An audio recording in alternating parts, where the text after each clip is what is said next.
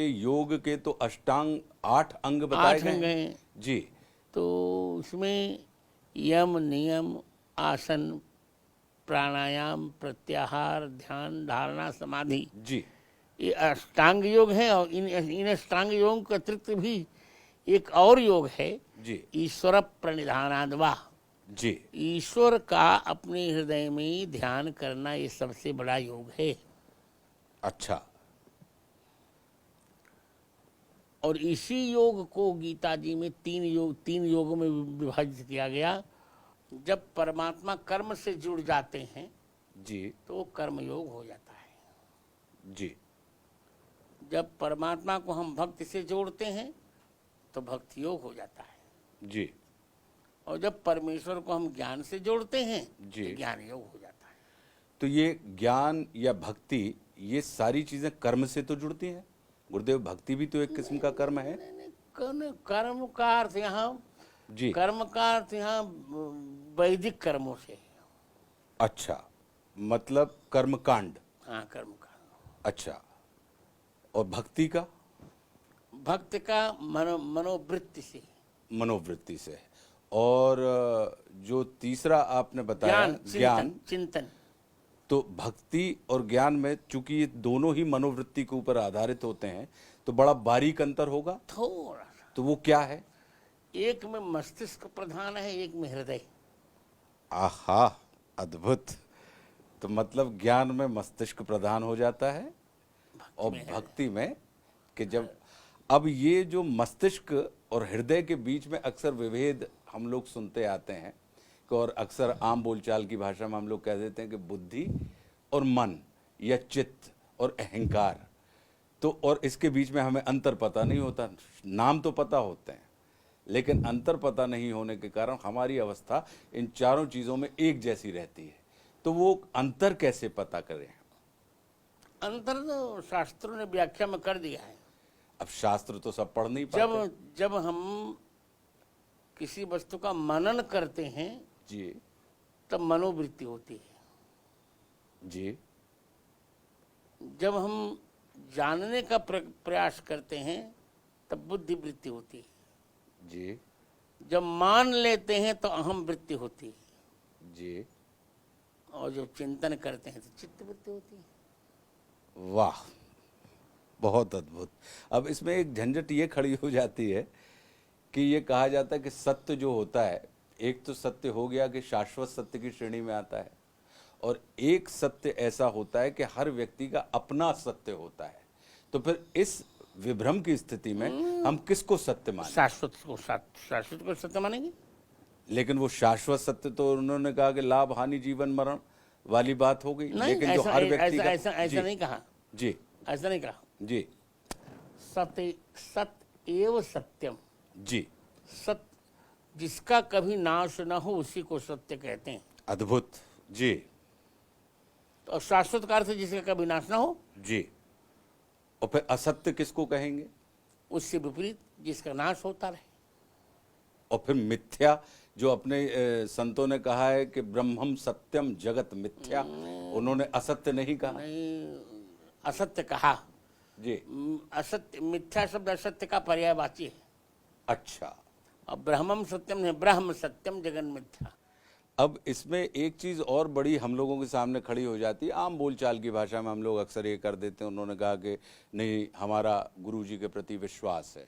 उन्होंने कहा नहीं, गुरुजी के प्रति श्रद्धा है। किसी ने कहा नहीं, गुरुजी के प्रति आस्था है।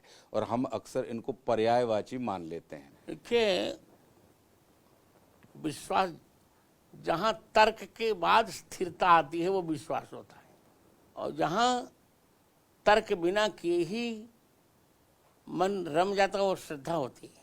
क्या बात है, अद्भुत।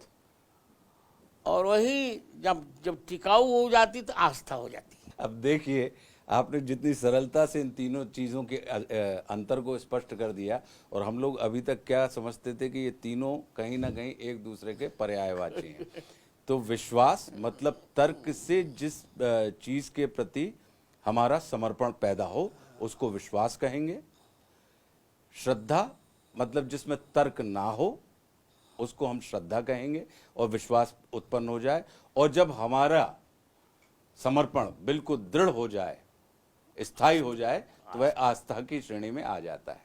गुरुदेव, एक जिज्ञासा और है कि धर्म का अर्थ क्या है और अर्थ का धर्म क्या है? पहली बात तो जो करना चाहिए वही धर्म है, जी। और अन्य व्याख्याओं के पचड़े मत पड़िए। अच्छा। धर्म की तो बहुत बहुत व्याख्याएं ऋषियों ने की हैं। जी। अब नोदना लक्षणोर्थो धर्म भी कहा मीमांसाकार ने, ये तो विदय निश्रेष्ठि सधर्म का न्यायकार ने। पर अपने लगभग 72 वर्ष के आध्यात्मिक अनुभव के आधार पर मैं कह सकता हूँ जी। कि जो करना चाहिए वही धर्म है, जी। और जो नहीं करना चाहिए वो अधर्म है। जी। जहाँ शुड लग जाए, जी, शुड, वो धर्म है। जी। और जहाँ शुड के बाद नाट लग जाए वो अधर्म है। Should not. जी। जी। और अर्थ का धर्म? अर्थ का धर्म ही कुछ नहीं होता। अच्छा। अर्थ का धर्म क्या होगा? तो अर्थ व्यर्थ है, वो तो अनर्थ है।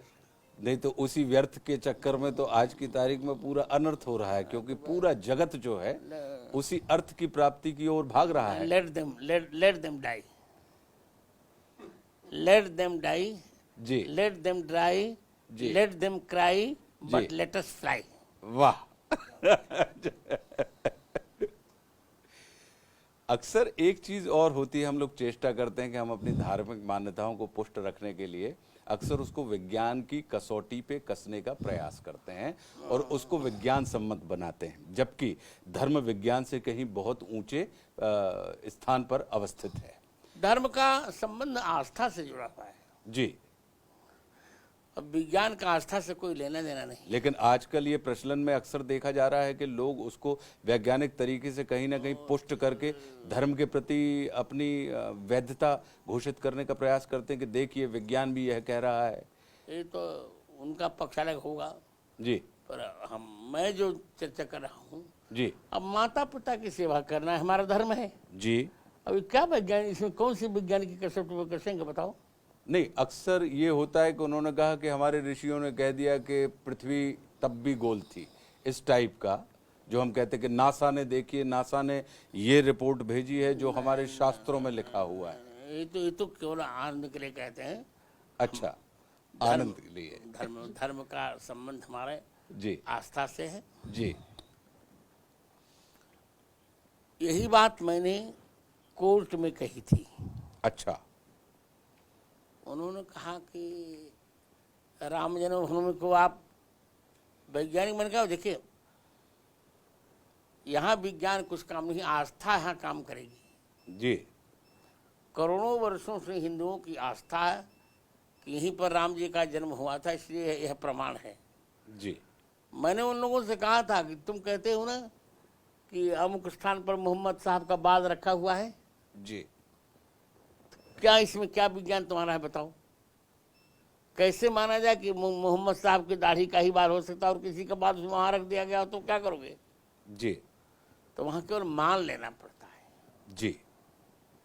मतलब तर्क की कसौटी पे आस्था नहीं कसी जाती, आस्था का अपना विज्ञान होता है, यानी धर्म का अपना विज्ञान होता है और विज्ञान का अपना धर्म होता है। तो जो हमारे संतों ने कहा है वो शायद धर्म और विज्ञान के बीच में जो संगति हुई है उसका सिर्फ एक ही कारण है कि आप धर्म के विज्ञान को समझिए और विज्ञान के धर्म को समझिए। ये यही कहना चाह रहे थे। जी। आज ऐसा हम लोग कहते हैं कि भगवान परमात्मा की कथा हमारी व्यथा को समाप्त करने का काम करती है, लेकिन आज की तारीख में हम देख रहे हैं कि धर्म जो जितना सरल है उसको धारण करने मात्र से उतने ही हम जटिल होते जा रहे हैं और हमारी व्यथाओं में वृद्धि होती जा रही है। समस्या इस बात की है कि हम शास्त्रीय सिद्धांतों को समझ ही नहीं पा रहे हैं, क्योंकि हमारे अंदर आ गया है ईगो। और एक मैं आलंकारिक भाषा में बोलूं तो ईगो के साथ जुड़ते हैं गोविंद भगवान। जी ईगो को देखकर गोविंद कह देते हैं तू अपना ईगो संभाल, आई गो, मैं जाता हूं जो। ओके, बहुत अच्छी बात कही आपने। जी ईगो को देखकर भगवान तुरंत आई गो कह देते हैं। अच्छा। तो जो जो हमारा ईगो कम होगा जी त्यों त्यों गोविंद हमारे निकट आएंगे जी और हमारी समस्याओं का समाधान होता जाएगा। जी। लेकिन ये जिन प्रतिष्ठित लोगों से, या ये कहें कि जिन पहुंचे हुए लोगों से हमको ईगो समाप्ति की दिशा में निर्देश मिलने चाहिए और इसी कारण हम उनके श्री चरणों में विराजते हैं, वो फिर इसका समापन का सूत्र हमको क्यों नहीं दे पा रहे आम जनता? स्वयं उनके पास ईगो है इसलिए। तो वो क्यों हो रहा है जब वो धर्म के प्रतिमान है, धर्म को धारण किए हुए हैं? कौन से जिसके पास ईगो है धर्म को धारण ही नहीं कर सकता। एक जंगल में आप जानते हैं एक कहावत है कि एक जंगल में दो शेर नहीं रहा करते, एक ही शेर रहा करता है। जी या तो हृदय में ईगो रह ले या तो गोविंद रह ले। जी। लेकिन अब हम लोग तो आम लोग हैं, अब तो दोनों तो नहीं रह सकते। तो हम आम लोग उसी निर्देश को कि हम अपने अंदर के ईगो को समाप्त करवाने के लिए उन श्री चरणों का आश्रय ग्रहण करते हैं जिनके जो गोविंद से निकट हो, जो गोविंद से निकट हों, और गोविंद की चर्चा करने वाले को हम गोविंद के निकट मान लेते हैं। तो चर्चा गोविंद की कर कहाँ कौन रहा है? अब गोविंद के नाम पे तो चर्चा हो रही है नहीं। गुरुदेव। यदि गोविंद की चर्चा कोई करने लग जाएगा ना जी ईगो रहेगा ही नहीं। जी, क्योंकि ये आज की तारीख में बड़ा संकट खड़ा हो रहा नहीं, है। मैं कहने जा रहा हूँ संकट कोई संकट नहीं है। जी मैं आपको परिभाषा बता रहा हूँ। जी यदि गोविंद की चर्चा कोई करने ही लग जाएगा तो ईगो रहेगा नहीं। जी तब क्या होगा ईगो? जी। तब तो बस चकाचक मस्त रहो मस्ती में, आग लगे बस्ती में। जी गुरुदेव, हमारे बुजुर्गों ने, पूर्व के ऋषि मुनियों ने समाज को व्यवस्थित रूप से संचालित करने के लिए एक वर्णाश्रम व्यवस्था हम लोगों के सामने स्पष्ट की कि ब्रह्मचर्य आश्रम हो गया, उसके बाद इस अवस्था के बाद आप गृहस्थ आश्रम में प्रवेश कीजिए, फिर उसके बाद आप वानप्रस्थ की तरफ, संन्यास आश्रम की तरफ जाएं, वानप्रस्थ की तरफ जाएं। ये जो व्यवस्था है आज के दौर में हम ऐसा क्या करें, क्योंकि समय काल परिस्थिति सब बदल गई है, कि ये सिर्फ हमारे चिंतन या विचार का ही विषय नहीं, आचरण में हम इसको ढाल सकें। वर्ण और आश्रम ये हमने नहीं बनाए। जी चातुर्वर्ण्यम मया सृष्टम जी गुण कर्म विभागशः। गुण और कर्म के विभाग के अनुसार भगवान ने ही वर्णाश्रम की व्यवस्था की। जैसे पोस्टें होती हैं नहीं, जी IAS होता है, PCS होता है, RSS होता है, जी तो अमुक योग्यता को जो पार कर ले वो IAS हो जाता है, अमुक को कलेक्टर, अमुक कमिश्नर। उसी प्रकार भिन्न भिन्न योग्यताएं हैं, उन योग्यताओं को जो प्राप्त कर ले वो ब्राह्मण हो गया, अमुक को जो क्षत्रिय, वो जो भी जन्मना। जी, क्योंकि कर्म से नहीं निर्धारण कर सकते हम, जी जन्मना ही निर्धारण किया जा सकता है। जी। तो जैसे कोई अच्छे कुल में उत्पन्न हुआ तो इसका अर्थ है कि उसने अपनी योग्यता उस कंपटीशन को उसने कंप्लीट कर लिया है। जी अब हो गया ब्राह्मण, अब आगे जो कर्म करेगा उसको भोगेगा अपना कर्म। या तो उसकी सर्विस निरस्त हो जाएगी या दंड मिलेगा। जी और वर्णाश्रम व्यवस्था तो चलती रहेगी, वो प्रामाणिक है, जी भगवान ने ही बनाया है वर्णाश्रम व्यवस्था। जी। इसलिए हमें वर्णाश्रम व्यवस्था का विरोध नहीं करना चाहिए। और वर्णाश्रम व्यवस्था में कोई हीन नहीं है, ये मुझे ये भी कहना है। जी ब्राह्मण, क्षत्रिय, वैश्य, शूद्र चारों नाम हैं केवल। जी जैसे एक पिता जैसे आपने अपने बेटे किसी बेटे का नाम अभिनव रख दिया, किसी का नाम गौरव रख दिया, जी इसमें उसके उत्कर्ष या अपकर्ष की बात नहीं है, नाम रख दिया गया। जी तो वेद ने चारों वर्णों का नाम रख दिया था, ब्राह्मण, क्षत्रिय, वैश्य, शूद्र। शूद्र का अर्थ नीच नहीं होता। शोभनो द्रव सु परमात्मा द्रवति यस्मिन्, जिस पर परमात्मा बहुत जल्दी प्रसन्न हो जाते हैं उसे शूद्र कहते हैं। अच्छा, और वो इसलिए उनके हिस्से में सेवा आई क्योंकि परमात्मा प्रसन्न उस पर बहुत जल्दी होते हैं जो संपूर्ण समाज की सेवा करते हैं। समाज की सेवा करने के लिए क्या, राष्ट्र की सेवा करने के लिए कहा जी कि राष्ट्र की सेवा करो। जी अब जीवन भर थोड़े वो ब्राह्मण का चप्पल उठाता रहेगा। जी नहीं। जी। अब इसमें गुरुजी जैसे ब्रह्मचर्य हमसे कहा गया कि हमको ब्रह्मचर्य धारण करना चाहिए अपने चरित्र के निर्माण के लिए। हाँ, फिर उन्होंने कहा कि गृहस्थ आश्रम में एक आयु के बाद आप प्रवेश करें। फिर कहा गया कि नहीं भाई, एक आयु के बाद आप वानप्रस्थ ही हो जाएं। फिर अपने चरित्र का निर्माण करने के लिए आप फिर संन्यास की अवस्था को धारण करें। तो वर्तमान युग में रहते हुए हम इन तमाम दिशा निर्देशों का पालन कैसे कर सकते हैं? कर सकते हैं। और एक व्यवस्था और भी है जी। ये तो सामान्य व्यक्ति के लिए व्यवस्था हुई कि पहले वो ब्रह्मचर्य का पालन करे, फिर गृहस्थ का पालन करे, फिर वानप्रस्थ का, फिर संन्यास का। जी।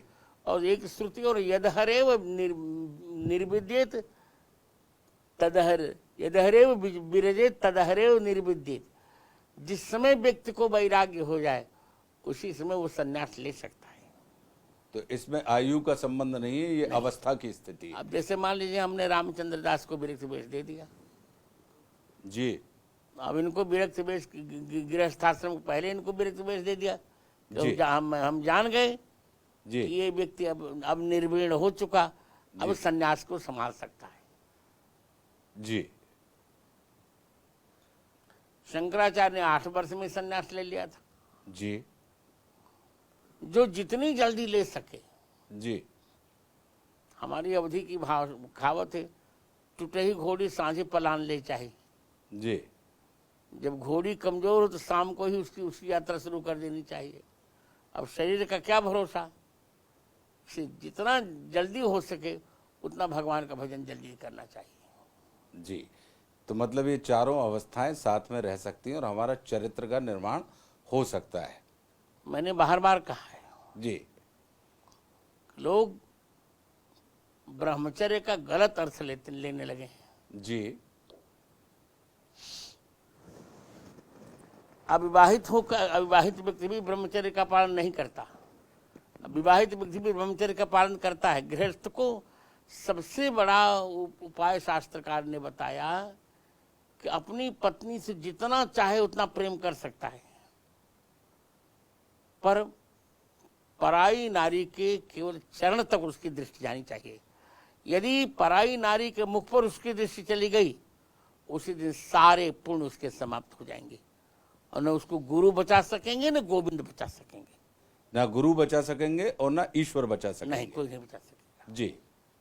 इसलिए हमें पहले गृहस्थ को कुछ नहीं करने की आवश्यकता है।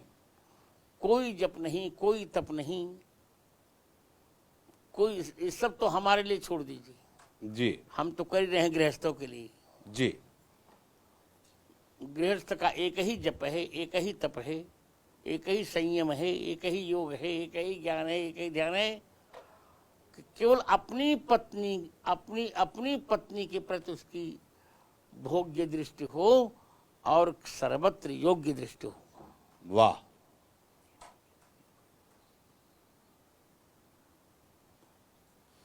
इसे भगवान राम को तापसो ब्रह्मचारी ने कहा गया। जी।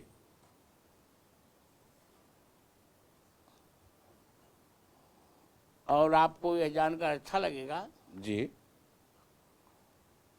महाभारत में कथा आती कि जब बब्रुवाहन का सिर अर्जुन ने काट दिया, जो कि अर्जुन का ही पुत्र था, अर्जुन को पता नहीं था। जी। और चित्रांगदा ने कहा कि इसको जिला दिया जाए। जी। तो भगवान कृष्ण ने कहा कि रामावतार में सीता जी के अतिरिक्त किसी नारी का मैंने चिंतन नहीं किया, तो मेरे उसी पुण्य से बब्रवाहन जीवित हो जाए, और वही हो गया। वाह, अद्भुत।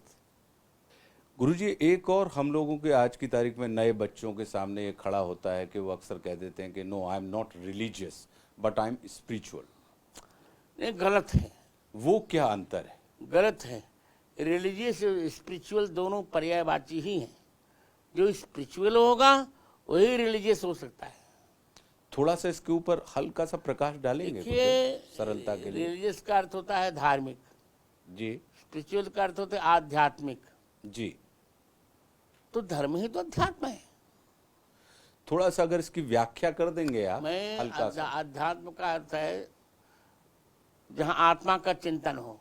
जी। और धर्म का अर्थ है उसी चिंतन को जो जहाँ धारण किया जाए। कि मतलब जो विचार है उसको आचार में परिवर्तित कर दें। प्रवृत्ति, हमारा आचार में प्रवृत्ति कर लो। जी। तो जहाँ पे आचार और विचार के बीच में एक रूपता आ जाती है तो वो धर्म और आध्यात्म का सुखद योग हो जाता है। बिल्कुल हो जाता है। गुरुदेव, एक संत कबीर बड़ी उलट बांस में बात करते थे और बड़ा एक उनकी एक चीज़ सुनने में आती है। हम चाह रहे हैं कि उसकी अगर आप व्याख्या कर दें, क्योंकि बात बड़ी उल्टी है कि कबीर दास की उल्टी बांसी, कंबल बरसे और भीगे पानी, ये क्या है? कुछ नहीं है। उल्टी बानी का अर्थ तो हम समझ नहीं पा रहे। हाँ जी। उल्टी बानी होता जो जल्दी समझ में न आए। जी। संस्कृत में जल को कम कहते हैं। जल को कम कहते हैं? कम कहते हैं। अच्छा। इसे नव कंज लोचन कंज मुख कर कंज पद कंजारुणम कहा गया ना। जी। और कम माने आंसू ही, जल ही जिसका बल है वो क्या है? आंख। आंख। तो भगवान के प्रेम में कंबल माने आंख, आंख बरस रही है जी। और उसको पूछते पूछते हाथ, पानी माने हाथ भीग रहा है। वाह। तो मतलब कबीर दास की उल्टी बांसी, उल्टी बानी बरसे कंबल और भीगे पानी। एक चीज और आती है गुरुदेव कि कहा जाता है कि बिनु हरि कृपा मिले ही नहीं संता, और दूसरी तरफ ये बात आती है कि गुरु गोविंद दो खड़े, कि मतलब परमात्मा की जब तक कृपा ना हो तब तक संत का आश्रय हमें नहीं मिलता। और दूसरी तरफ ये कहा जाता है कि संत के अगर आप आश्रय में नहीं, आपने वो विषय अलग हो गया दोनों का। जी। संत तो हरि की कृपा से मिलते हैं जी, पर हमारे सामने दोनों खड़े हैं। गुरुदेव खड़े हों जी, और गुरु खड़े हों जी, यहाँ, वो संत की परवन। अब किसको प्रणाम किया जाए? जी। तो पहले गुरु को प्रणाम करना चाहिए, क्योंकि गुरु की कृपा से ही गोविंद के दर्शन हो पाते। वाह। लेकिन अगर हरि कृपा हमारे ऊपर नहीं है तो हमें संत का आश्रय नहीं मिलेगा। नहीं मिलेगा। मैं बार बार कह रहा हूँ, विषय ही आपने अलग अलग कर दिया ना। दोनों चैप्टर अलग अलग हैं। नहीं, मैं अभी अब पहले ही चैप्टर पे आ रहा हूं। तो हरि की कृपा अगर हमारे ऊपर है तो सामान्य संत मिल जाएंगे। और हाँ, इसी विषय पे मैं आ रहा हूं। और गुरु जो होता है ना जी, उसकी विलक्षणता तो बहुत विचित्र है। थोड़ा सा उसके ऊपर प्रकाश डाल देंगे? गुरु अहेतुक वो हरि की कृपा की भी अपेक्षा नहीं करता। गुरु कोई अपेक्षा नहीं करता जी। हरि उसकी अपेक्षा करे। तुमते अधिक गुरु ही जी जाने। गुरु से हरि से अधिक बड़ा होता है जी। पर गुरु हरि नहीं होता। आजकल गुरु हरि कहने लगे हैं, ये गलत है। अच्छा। नहीं, आज की तारीख में तो प्रचलन ये हो रहा है कि शिष्य जो है वो अपने गुरु का परिचय बन जाता है। वो खुद ही, मतलब चेला जो है वो गुरुजी से ज्यादा। ठीक, ऐसा कभी हो नहीं सकता जी। गुरु ही रहेगा, चेला ही रहेगा। नहीं, कलयुग के लौकिक दृष्टिकोण के हिसाब से, जिसके कारण हम लोगों को असुविधा होती है और जिसके कारण हमारी व्यथा में वृद्धि होती है, व्यथा समाप्त नहीं होती, तो इसका क्या कारण है? क्या हम धर्म के मर्म को समझ नहीं पा रहे हम समझ नहीं पा रहे या समझा नहीं पा रहे नहीं, जिनसे? हम समझ नहीं पा रहे हैं जी। और समझा भी नहीं पा रहे हैं। तो फिर कैसे मार्ग निकलेगा गुरुदेव? बस भगवान निकाले, गुरुदेव निकाले, गुरुदेव के चरण को पकड़े रहिए, निकल जाएगा। भरोसो दृढ़ चरणन केरो, श्री वल्लभ नख चंद्र छटा बिनु, सब जग माहे अंधेरो। नहीं, आपका बहुत बहुत धन्यवाद गुरुदेव। बस ऐसी कृपा आप हम सब पे बनाए रखें, क्योंकि बहुत से सामान्य से प्रश्न थे जो आम जनता में प्रचलित होते रहते हैं, जिसके कारण हमारे अंदर भ्रम पैदा होता है। तो आज आपका हृदय से धन्यवाद कि आपने कुछ हमारे भ्रमों का निवारण किया। ऐसी कृपा बस बनाए रखें। नहीं, मैं तो चूंकि एक संप्रदाय का जगत गुरु हूँ, मैंने कहा है कि तीन कैटेगरीज हैं जी। 3 श्रेणियां हैं जी। गुरु, जगत गुरु और सदगुरु। जी। सदगुरु केवल एक शिष्य, अपने शिष्य भर की जिज्ञासा का समाधान करता है जी। और जगत गुरु संसार के सभी शिष्यों की जिज्ञासाओं का समाधान करने की पात्रता रखता है। इसे जगत गुरु शाश्वतम तुरीमेव केवलम। जी। नहीं तो हम अभिभूत हैं कि हमारे ऊपर सदगुरु की कृपा से जगत गुरु की कृपा हमें लगातार मिल रही है। तो आपका बहुत बहुत धन्यवाद कि आपने हरिहर तीर्थ में उपस्थित होकर हम सबको अपनी कृपा से अभिभूत किया। हम अनुग्रहित हैं। जय श्री सीताराम। जय श्री सीताराम गुरुदेव।